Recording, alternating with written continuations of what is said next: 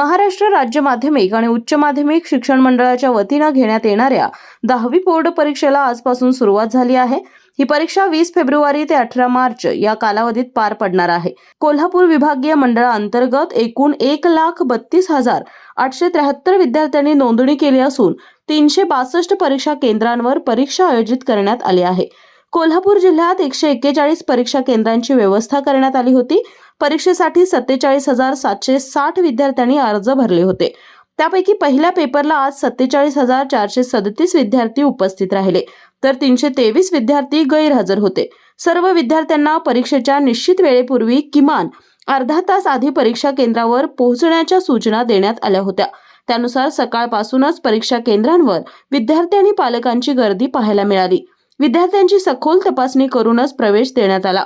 कॉपीमुक्त अभियानाअंतर्गत परीक्षा केंद्र परिसर आणि वर्गखोल्यांमध्ये सीसीटीव्ही बसवण्यात आले असून भरारी पथक आणि बैठे पथकांच्या माध्यमातून परीक्षेवर कडक नजर ठेवण्यात येत आहे।